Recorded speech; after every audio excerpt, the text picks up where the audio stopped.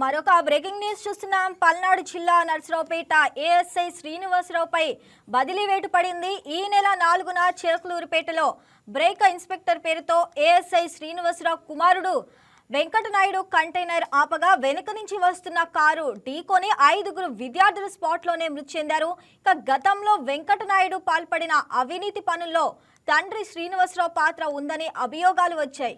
దీనిపై విచారణ జరిపిన పోలీసు అధికారులు శ్రీనివాసరావుపై వెల్దుర్తికి బదిలీ చేస్తూ జిల్లా ఎస్పీ కృష్ణారావు చర్యలు తీసుకున్నారు. రైట్, ఇక ఇదే అంశానికి సంబంధించి మరింత సమాచారం మా స్పెషల్ కరెస్పాండెంట్ శ్రీను అందిస్తారు. శ్రీను, చెప్పండి, ఇక నర్సరావుపేట ఏఎస్ఐ శ్రీనివాస్ పై బదిలీ వేటు పడినట్టు తెలుస్తుంది. దాని గురించి అప్డేట్స్ ఏంటి? Good morning. మనం చూసుకున్నట్లయితే ఈ నెల 4వ తేదీన సాయంత్రం వెనక నుంచి స్పీడ్గా వస్తున్నటువంటి కారు కంటైనర్ ఢీకొనడంతో అక్కడికక్కడే 5గురు విద్యార్థులు అయితే చనిపోయిన సంగతి తెలిసింది. కానీ ఈ ప్రమాదానికి కారణమైనటువంటి ఏఎస్ఐ కుమారుడు వెంకటనాయుడు ప్రధాన నిందితుడిగా అయితే పోలీసులు అయితే చేర్చారు.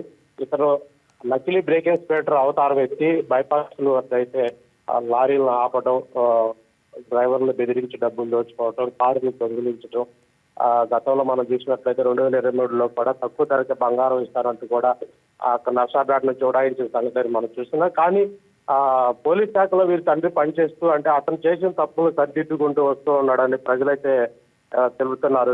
ముఖ్యంగా మనం చూస్తున్నట్లయితే సామాన్య ప్రజలకు ఏదైనా ఇబ్బందులు వచ్చినట్లయితే పోలీసులు సంప్రదిస్తారు. కానీ అదే పోలీస్ డిపార్ట్మెంట్ లో పనిచేసే ఏఎస్ఐ కుమారుడు ఇలా దారి దోపిడీకి పాల్పడటం అయితే ప్రజలైతే ఆశ్చర్యానికి గురవుతున్నారు. శ్రావణి, ఇక ఇదే అంశంపై ఇక జిల్లా ఎస్పీ కృష్ణారావు కూడా చర్య తీసుకొని నర్సాపేట డిఎస్పీ కార్యాలయంలో పనిచేస్తున్నటువంటి ఏఎస్ఐ శ్రీనివాసరావుని కూడా నిన్న వెల్దుర్తికి అయితే బదిలీ చేసినట్లయితే మనం చూస్తున్నాము.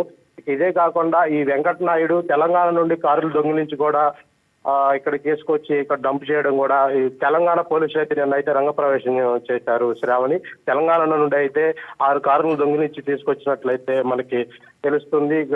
ప్రస్తుతం నర్సాపేటలో తెలంగాణ పోలీసులు అయితే సర్చింగ్ ఆపరేషన్ అయితే చేస్తున్నారు. శ్రావణి, సిను, మరి ఇప్పటి వరకు ఎంత జరుగుతున్నా కూడా పైన ఉన్నతాధికారులు ఎందుకు చర్యలు తీసుకోలేదు? ప్రస్తుతం మనం చూసుకున్నట్లయితే ఐజీ సర్వశేష తిరుపతి కృష్ణారావు, ఎస్పీ కృష్ణారావు అయితే ప్రస్తుతానికి బదిలీ వేటు అయితే వేశారు. ఇక అతనిపై సస్పెన్షన్ వేటు వేసే అవకాశాలు కూడా ఉన్నాయి. శ్రావణి, దానిపై మనకి ఇంకా పూర్తి వివరాలు రావాల్సి ఉంది. శ్రావణి, మరి వీళ్ళ వల్ల ఒక 5గురు విద్యార్థులు కూడా స్పాట్లోనే చనిపోయిన పరిస్థితి అయితే చూసాము. దాని గురించి ఏంటి? శ్రావణి, 5గురు అయితే కూడా విద్యార్థులే ఉన్నారు. దానిలో పల్నాడు జిల్లాకు చెందిన వారు అయితే 4గురు ఉన్నారు. ఇంకొక విద్యార్థి గుంటూరుకు చెందిన వారుగా ఉన్నారు. కానీ వీరి కుటుంబాలకు కన్నీరు మున్నీరుగా విలపిస్తున్నారు. ఒక నకిలీ బ్రేక్ ఇన్స్పెక్టర్ వల్ల మా కుమారులను మేము పోగొట్టుకున్నాము. ఆ ప్రభుత్వం అయితే వీరిపై చర్య తీసుకొని కఠిన చర్యలు తీసుకొని వీరికి శిక్ష అయితే విధించాలని అయితే వారి విద్యార్థుల కుటుంబ సభ్యులు కోరుతున్నారు.